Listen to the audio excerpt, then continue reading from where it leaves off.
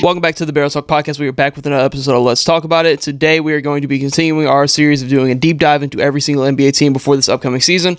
This episode we are going to be focused on the Miami Heat, a team that is coming off of another disappointing year. But before we get into that, make sure to leave a like on the video, subscribe to the channel, helps out a ton. But going into the Miami Heat, another disappointing year. Going off of a year where they go from play-in to the finals, this team has seemed to always strike gold in the play-in and then make it deep into the playoffs. But I do think last year really caught up with them. A lot of injuries throughout the year. Tyler Hero, another year of him being banged up for most of the season. Jimmy Butler didn't really have his best year as well. Probably one of the worst years of his career as a Miami Heat. But I do think there is some light at the end of the tunnel for this team. There's a lot of pressure on this team going into the season. I can tell that from the comments by Pat Riley talking about Jimmy Butler. Why would we give Jimmy Butler an extension due to games played and injury history as well, even though he's done so much for the Miami Heat? Same with Tyler Hero as well, talking about how Tyler Hero is never healthy as well. Also, he had comments about that in his postseason wrap-up press conference that he did earlier this summer. But I do think that is going to be able to light a fire under this team, especially when it comes to somebody like Jimmy Butler, who we've seen multiple years coast throughout the regular season until the playoff time, and he comes and turns it around. Tyler Hero has not really been healthy for a playoff run, except for this past one when they got bounced in the first round by the Boston Celtics. So looking at this, I think this is going to be able to light some sort of fire under this Miami Heat team, and I feel like they're going to be a little bit better than what they were last year. I think this team is still kind of in that middle tier of the Eastern Conference teams right now, but I do think if they get a healthy year out of Jimmy Butler and Tyler Hero for once, and if you have Terry Rozier be healthy, I do think they are going to be able to be a little bit better than they have been in past years. They just need to be healthy for the majority of the year, and if they do that, I think this team is going to be a little bit of a sleeper team out east. But if that doesn't happen, there's going to be kind of the last year we see this core together, because I do see the writing on the wall. Jimmy Butler is 35 years old, looking for a big-time extension. Do they want to give him that kind of contract? I don't know. It might be in Miami's best interest to just let him walk and to be focusing more on building around a Bam Adebayo, building that team out as well. You still have Tyler Hero on his extension, $29 million as well. It's going to be interesting to see what they do with him. He's still super young as well at 24, and we've kind of seen what we're going to get from Tyler Hero, in my opinion, for his NBA career. So it's going to be very interesting. Kind of also talking about the past, I feel like they're going into another year where they're losing key role player and guys. But it's going to be interesting to see if Erik Spoelstra can find that diamond in the rough like he's been able to find it over the past couple of seasons. Losing somebody like Vincent and Strus in the years past, and then you lose Caleb Martin to the 76ers. They have just been losing some of those key role guys, but they do have a light at the end of the tunnel, kind of talking about some of their offseason moves, bringing in an Alec Burks that I feel like can add a little bit of more of an offensive punch to that bench, and you draft Khalil Ware, who is going to very well address that backup center position and be able to kind of, maybe you might see some Bam Adebayo at the 4, because Khalil Ware is a very versatile center, very good defensive center. He was really good in the summer league. How much stock you ever want to take into that?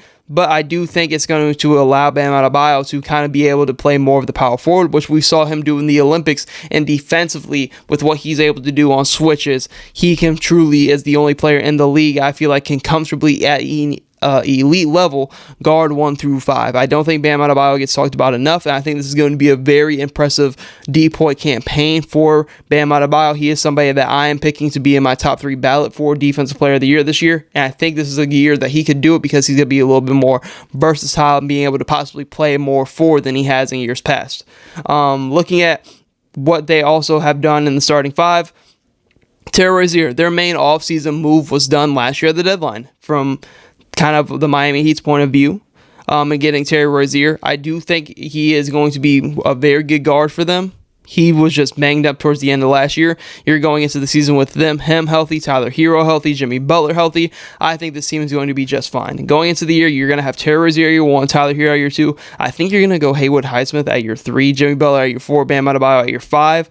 And then off your bench, you're going to have Jaime Jaquez, Nasir Little, who you picked up. You still have Kevin Love, Nikola Jovic. You picked up Josh Christopher. It's interesting to see if Erik Spoelstra in the Miami Heat can kind of unlock the potential he does have.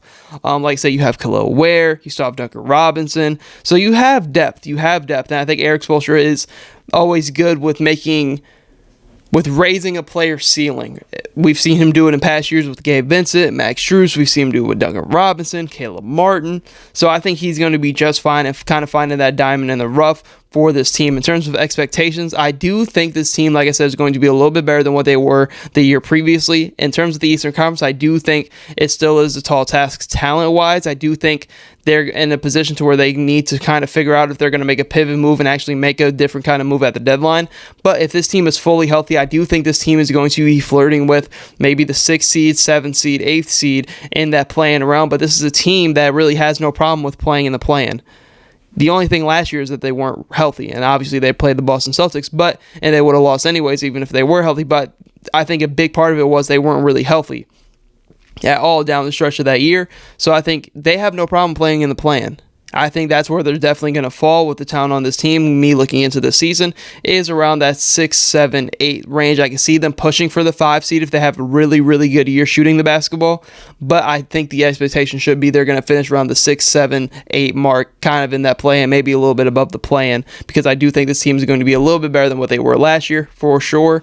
But I like some of the pieces that they do have. I think they have a little bit more size than somebody like an Nasir Little, especially at that forward spot. You bring in Josh Richardson as well. I do like what they have done with the roster as well. And I really, really love the Kelly Ware pick. I think he's going to play a big role for them, kind of in the same sense of like what Derek Lively was able to do for the Dallas Mavericks and kind of be that big that can just rim run and block shots. I think Kelly Ware can do that as well, also playing off of a Bam Adebayo, allowing him to play more forward, which I think can unlock that offensive ability out of Bam Adebayo as well.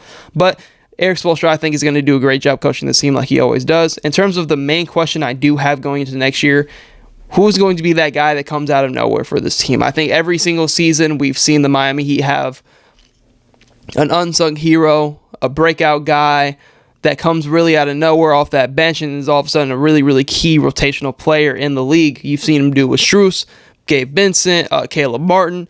Those are just the 3 past ones, but now looking into this year, who is it going to be? I think Nikola Jovic has a world of potential. I think Josh Christopher, his new situation here in Miami, I think he can really be a key piece for them off that bench. I think Nasir Little still has potential to just tap into. Jaime Jaquez going into year 2, what does that look like? Eric Spoelstra always does a great job of really getting the best out of his players, and I think he always knows how to find the right buttons to push to get those diamond in the rough kind of guys on this roster. I think the Miami Heat are always good at finding those guys. I'm just interested to see who that guy is going to be on this Miami Heat team.